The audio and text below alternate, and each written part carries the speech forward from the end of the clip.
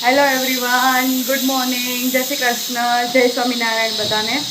આજનો બ્લોગ આપણે શરૂ કરીએ છીએ સવારમાં અને સવારના વાગી ગયા છે 10. આજે તો સવારથી જ અમારે એટલું બધું આજુબાજુનો અવાજ છે એટલે બ્લોગ કરવાનું સરખું નથી મજા આવતી, કેમ કે આજુબાજુ બધાના ઘરોમાં કામ ચાલે તો તમને બી અવાજ આવતો જ હશે. તો ચલો મળીએ આજે બધાને. દેવસ્ય, ચલો દીદી આવી ગયા છે. Good morning. Good morning. જય સ્વામિનારાયણ. રેડી થઈ ગયા? ટિફિન લીધું?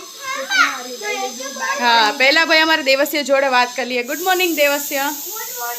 જય સ્વામિનારાયણ, જય શ્રી કૃષ્ણ. તું રેડી થઈ ગયો આજે? Very good. હું સવારે થોડી વાત કરી લઉં, મારે એનું કામ છે, પછી આપણે બંને કરીએ. સાંજે આપણે મળીએ, સરખી શાંતિથી વાત કરીએ. Bye bye. ચલો, આજે તમને એક અમારા બ્લોગમાં નવી વસ્તુ જોવા મળશે. હમણાં એક રેસીપી શેર કરીશું.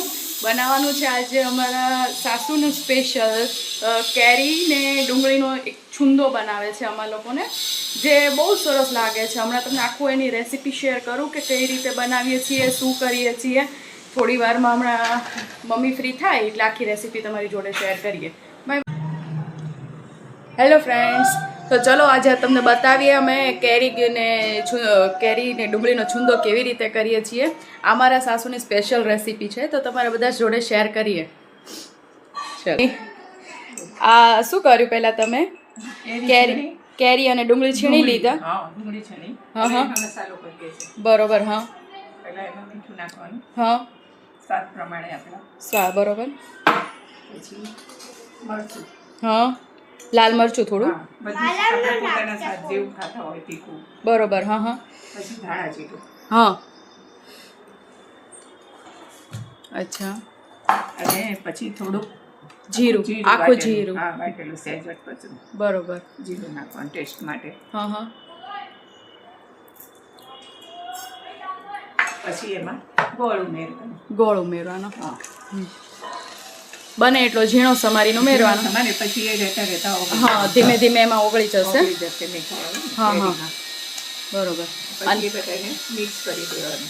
ઓકે. અને આને થોડો ટાઈમ આપણે હજી બહાર જ રાખવાનો ને? એટલે એને રસો છૂટે. હા, હા, ગોળનો રસો થઈ જાય. પછી આપણે ડબ્બામાં જેવું ગોળ કરી દેવાનું. બરોબર. અને આ કેટલા દિવસ સુધી સારું રહેશે? આપણે ફ્રીજમાં રાખીએ ને તો અઠવાડિયું 10 દિવસ વાંધો ના આવે. બરોબર. ઉનાળામાં બહુ સારું, એમ હેલ્થ માટે. એટલે ગરમીમાં લૂ ન લાગે. હા, હા, બરોબર. અને ફ્રીજમાં મૂકીએ તો બગડે. બરોબર. હા, હા. આવી રીતે આ છુંદો અઠવાડિયું 10 દિવસ સુધી તો સારો જ રહે છે. અમે તો આને ઘણી વખત આવી રીતે સ્ટોર કરીએ છીએ. ઉનાળામાં ઘણી વખત આપણને શાકમાં ને એવું ભાવે નહીં, તો રોટલી, ભાખરી, થેપલા બધાની જોડે આ બહુ સારો લાગે છે. તો પ્લીઝ તમે બી આ ટ્રાય કરી જોજો.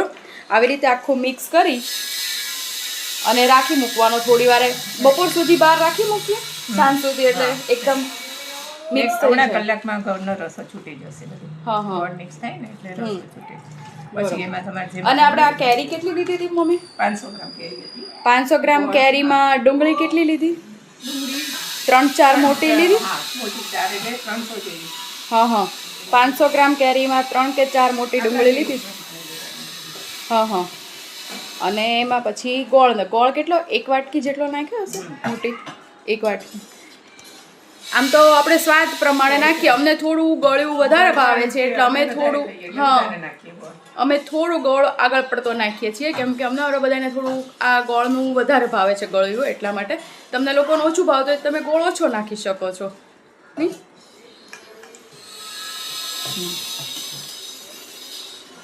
ચલો, તો તમે બી આવું બનાવજો અને એન્જોય કરજો. ચલો મળીએ પછી થોડી વારમાં. Bye bye.